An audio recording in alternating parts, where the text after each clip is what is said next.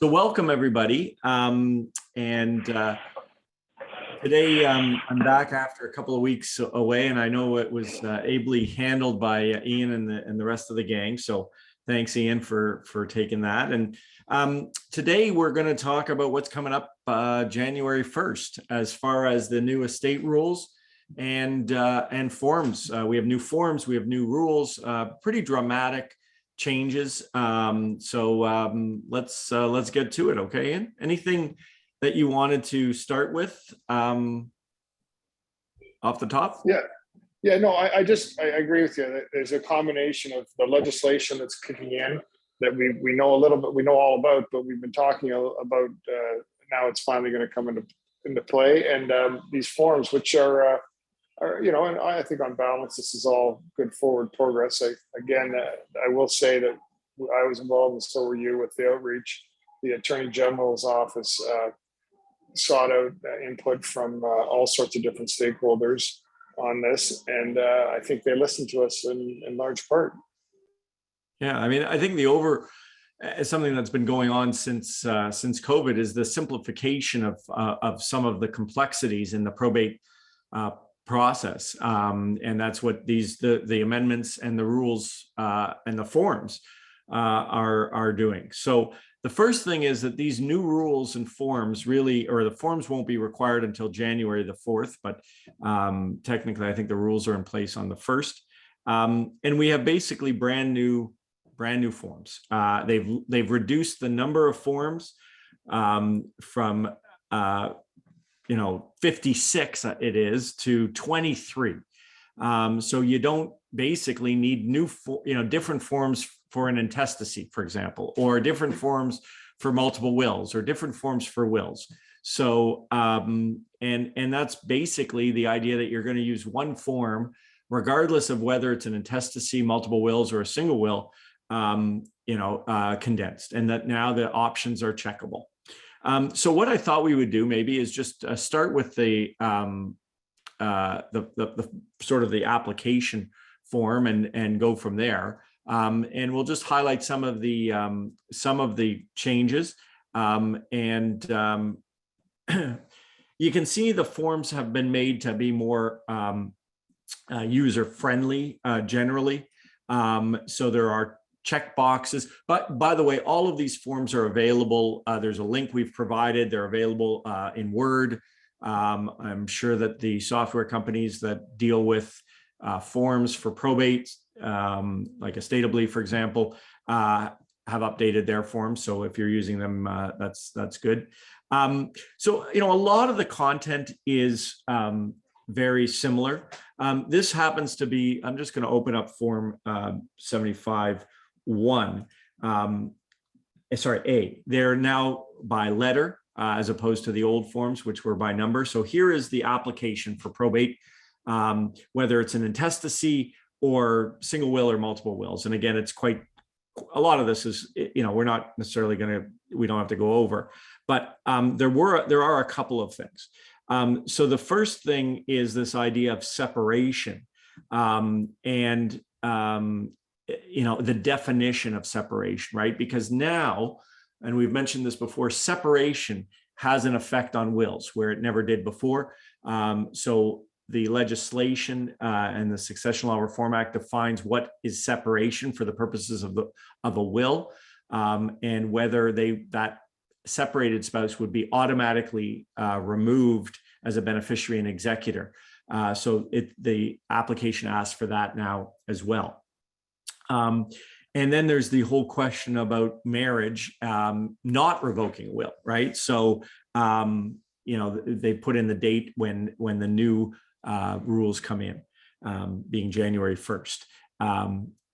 So if they marry after January 1st, 2022, it will not revoke the will. Ian, do you have any comments on those couple of points? I think you're on mute.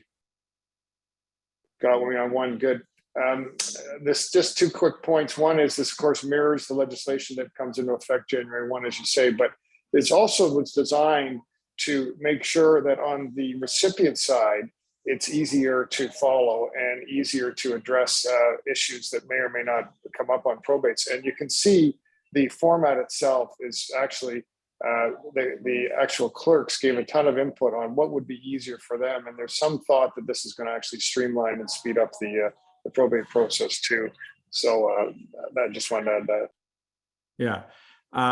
Similar provisions for statement of assets, similar help tips or examples. So that's not really different, but and then sort of the rules about, and they're similar. They've just sort of been consolidated. The same form works if it's a trust company or an individual applicant. And it all I think it makes sense. I mean, the fact that we had to, change all of this depending on who was applying and those kinds of things. And it also references the additional forms that you might need. So renunciations, et cetera. So you can, deal with that. And and it's got to cover obviously the intestacy and where there's no executor and where there is an executor and all of those things. And you can see now that the beneficiaries are listed on the application with email addresses. And again, similar information. So, and then there's the declarations and confirmation that they've been, that you're going to serve the application on these people, et cetera. So that's the idea, and it's pretty straightforward. I'm going to serve these documents. I'm going to file these documents, those kinds of things. You'll see there's also the same kind of, this is kind of like the affidavit provisions in the current forms. So that's really that. And then there is the idea that the information is sworn, and there's different options depending on whether it's virtual, et cetera. So that's that form. And that's kind of the basis, most important form that has been amended. Ian, do you want to just, we talk a little bit here about, those unusual applications, estate trustee during litigation, where somebody has died and you need confirmation, succeeding estate trustees. Those, forms are all replaced by 74J. And so it's going to streamline that process. I mean, it's already a little bit complicated, but the whole idea that, that it now is one form. And again, it all makes kind of sense, and we don't have to go through every one of them, but that's the idea. So they've streamlined 6 forms into one here with these more unusual applications. Any thoughts on that, Ian? Again, you're 0 for 2. Yeah, just trying to keep the music out. Again, there's no magic to it except there's still going to be expectations of basic perfection on these forms, and so we can't pretend that that's going to change. So when we put in these forms, we are going to see rejection notices and so on if we're not complying. And this is what we get if we do it right. This is the new certificate of appointment. I have to say it looks less official than the current form, but this is just simpler, and you'll check off the box, and hopefully if you forget to check off a box, maybe they will, but again, it's very similar to what we have right now, just a different form. But you can see it's going to be interesting to see how the institutions take to the forms too, because any change is bad with the third parties, and so I don't like it as much. I don't know why they got rid of that part of it, but it's we'll see how. I mean, I think the banks will be okay, but we're going to have to maybe do some educating to some of the third-party providers, CompuShare, and some of these situations where they're used to seeing a different look. So, yeah, for sure. So those are sort of we talked about the idea about marital status, separation, and all of those things. So let's turn to the issue of execution. And I'm just going to pull that form up. So that's not the right one. Hang on. I've got it. It should be opening up. Bear with me. Let's see, it's D. There we go. So here is the new affidavit. So this is the one document really that's particularly important on the planning side. And I reached out at one point because they came out with an amended affidavit of execution that allowed for video presence, but didn't talk about one of the witnesses being a lawyer. And so I think they've fixed that now. But it's, the first part is quite straightforward. And now, when this first came out, Ian, you remember we scrambled around to come up with what we thought would work as an affidavit. And it's pretty much, pretty similar. The one point that caught my attention is that the affidavit specifically says that the deponent really for counterpart is the lawyer or the paralegal. So because you'll see paragraph 6 there deals with the fact that you swear that I am a lawyer or paralegal licensed by the Law Society of Ontario. And so, that was a little bit of I'll be honest with you in this sense. And I had the other witness say that I am advised and verily believe that Jordan Ayton is a lawyer licensed by Law Society of Ontario, and went on that basis because I was also commissioning the affidavit. And if I swore the affidavit, I couldn't commission it, and I don't have a commissioner sitting around. So they seem to have gone where the deponent, the affidavit you're going to need is from the lawyer, Ian, or paralegal. Ian, any comments on that? Yeah, no, I think it's going to create a bit of a bump in the road on that one. This may be revisited, I think. Yeah, I mean, hopefully they would accept an affidavit that says I am advised by Jordan Ayton and verily believe that Jordan Ayton is a lawyer licensed by the Law Society of Ontario. But as the form sits right now, it looks like the deponent again, this is only if we're doing the virtual presence stuff, so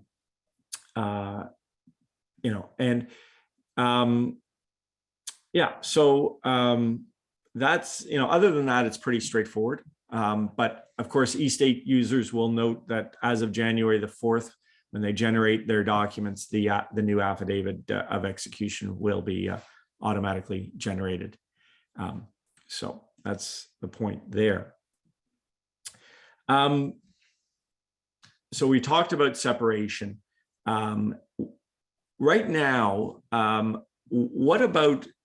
we've talked a little bit about substantial compliance. And of course, January 1st, you're going to be a lot busier maybe if wills fall in there. After that, as far as substantial compliance. But the key element here is that electronic wills and digital signatures and that kind of thing are specifically and explicitly excluded from. So you can't make necessarily an argument that an electronic will can be saved by the substantial compliance provisions. Ian, any thoughts about that, and maybe BC's we've got some new things on the horizon there. Yeah, well, it was big news this week, right? The first digital will was created in British Columbia, and as a consequence of their legislation, I think this is all again a bit of the canary in the coal mines. This digital will making is probably coming our way, and maybe Ontario is going to be there sooner than later, but. It's got its express prohibitions here, and we got to live with what we've got. Yeah. I mean, the fact that BC has adopted it, and albeit it's not, we may not get the same version because there are different ways of dealing with digital digital wills. Personally, I'm not sure that BC one is the best way, but they are the leader in Canada, so I give them credit for that. But I don't think Ontario is going to be that far behind. And so, we're getting ready, at eState, we're getting ready to have our wills digital, and a whole new way of doing things, easier certainly for the clients, but of course there are safeguards that are going to be necessary to be in place. If I could be the AG for one day, I think before I brought in electronic and digital wills, although I would do that, I think I would get rid of the revocation of wills by destruction, because that's the one thing that we could quite easily save so many wills that have gone missing, and say you can prove a copy of a will. There's no as long as there's no other later will, similar to a power of attorney, right, which can't be revoked by destruction, can only be revoked by a subsequent document. That's my 2 cents on that. We'll see if that comes down the pike. Ian, anything there? Yeah, no, I think you're right, and I do. One of the things I struggled with the digital platform, though, is, and I think where Ontario's got to get caught up is exactly on the storage piece, and I'm not sure. Are we going to start creating wallets? I mean, how are we going to deal with this? So I do think we should thoughtfully get into it, and I think that we should be sort of solving it over the next 18 months. Yeah. So want to talk about, and this, Ian, I'll leave to you, and you can talk a little bit about 75.1, the notice of objection, aside from the fact that it now requires email and addresses and other things, I think. The case law now, where historically we just said, look, we're challenging the will, we have financial interest in the estate, and we think it's there's been undue influence or lack of capacity. Maybe just speak to the idea that maybe we need a more fulsome notice of objection when issuing one. Yeah, well, Justice Brown, as he then was, rendered a decision that really started the whole trend that, and the courts were starting to talk about it, because it used to be you really just put down 4 words and it was sufficient for the notice of objection. They started a trend that we have to start to particularize the objections.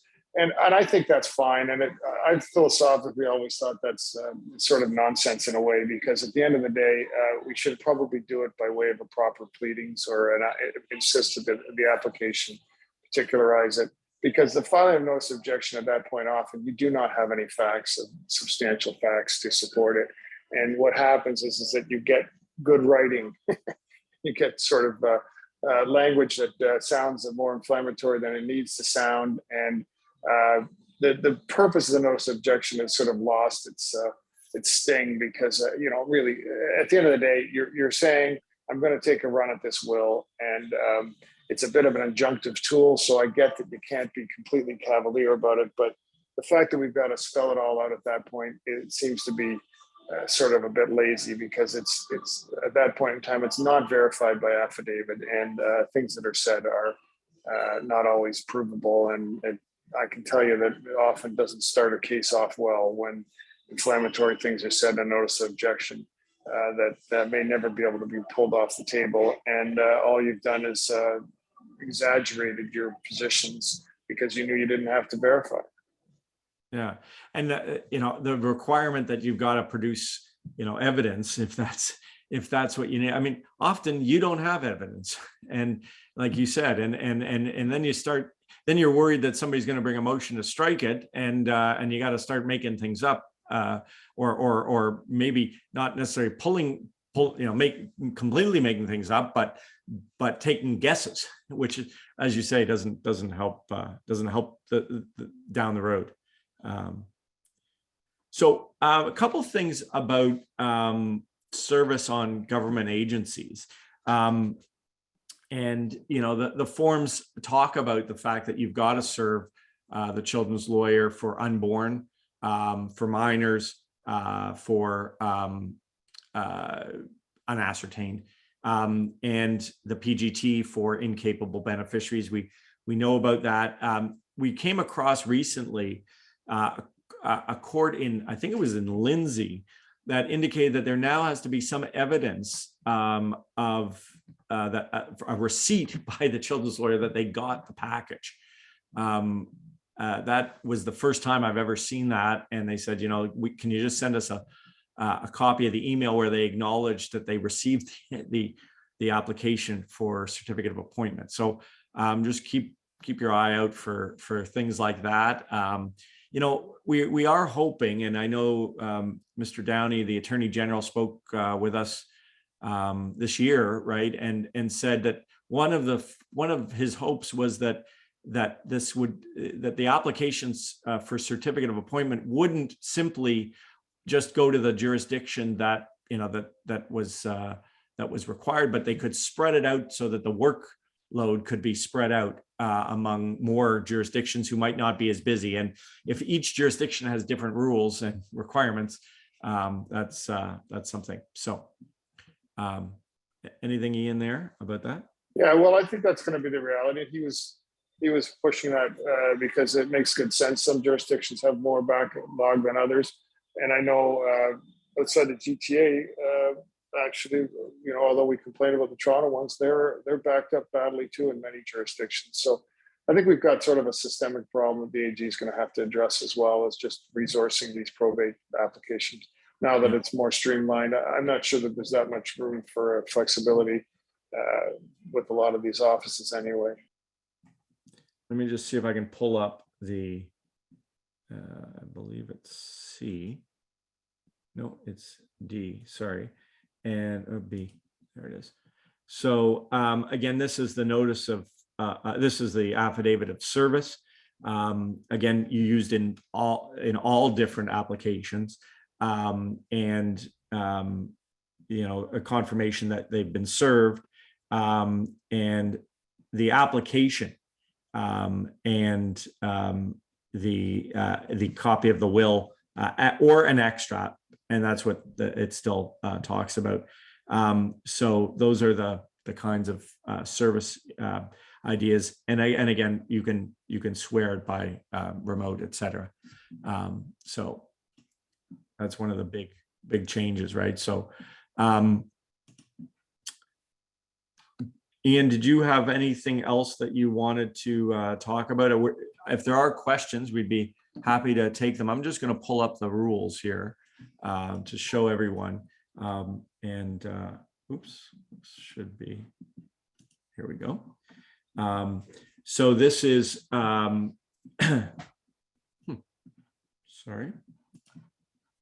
I don't know what's going on here. So this is sort of the new rules. So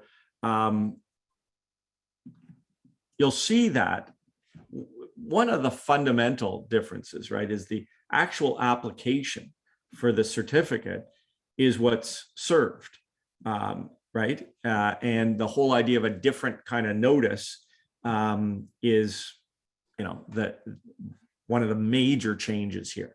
So the form, that means they get to know what's going on and in the estate. And so that's, you know, a very dramatic change, right? Because historically, you know, they wouldn't necessarily know what the value of the estate was, right? Whereas now, the application itself, right, 74A gets served on every person entitled to a share in the distribution of the estate. That's a fundamental change. Do you have any thoughts on that? Yeah, sorry. Yeah, it's a really important change, because I look, on the contentious side, and also just exploring estates assets. First of all, I can't tell you how many times I've had to send the clerk back up to get the affidavit in support of the application, because of course you don't get it when the notice comes out. And I've always thought that was sort of silliness. The other thing too is that privacy has been pretty much eliminated with the states. The Sherman decision out of the Supreme Court of Canada, where the Supreme Court of Canada said in that case, the Sherman family could not get the protection of a sealing order for their application. That sort of set the new bar, and this is just picking up on the trend. I can tell you that in court now, it's almost impossible to get a sealing order of any nature. You used to be able to come up with things like they're very rich and they're worried about their protection and their safety, and that doesn't fly anymore. Obviously tested by a very rich family like the Shermans. But I've never, as I said, never understood it, but I think it's important that we understand that that's going to be the expectation, and that's going to, maybe it might accelerate litigation faster, but that's life in the big city. People should know what's going on, and they should be able to get to the bottom of it. Yeah. No more, saying, it was always a public document unless there was a sealing order, which was, as you say, so rare, but people didn't know how to get their hands on it. Now, notice that, it's not only residuary beneficiaries, it's every person entitled to share. And they get, in the case of a person who's a legatee, for example, a copy of the part, either the entire will or the part that's applicable. So, that's a really fundamental change to the amount of information that beneficiaries are going to get. And on the planning side, people very often say, well, I'm hoping that my beneficiaries won't know what my estate is. And I would always say historically, well, nobody's going to tell them, but that information is available, and everyone's quite shocked that their estate value is going to be a public document. But now it's more than a public document. It's like every person, this is not a time to put somebody in, as for many reasons, not to put somebody who you're planning to cut out and put them in for $1. I mean, we've always said that's a terrible idea, and it's even worse as of January 1st. Yes, it was available, if they went to check and all of that, but so that's a whole other thing. So I hope that, and Ian, thanks so much. We hope that we've given you a heads up on where this is. We will, of course, send along the slides with the links to the documents. There was a question here about what do you do if you can't get beneficiaries' consent. Of course, a consent is required if, for example, they're on an intestacy. If you can't, then you have to move to the court and for an order that somebody's entitled to apply. So if you can't do it, and they'd have to show up and say why. And if you're the only person who shows up, you're likely going to get the appointment. But that's the way we deal with where you can't get the consent. So thanks, everybody. Hope you enjoyed today's webinar, and we'll see you again next week, we hope. So take good care. Thanks, Jordy. Okay. Thanks, Ian. Thanks. Bye-bye.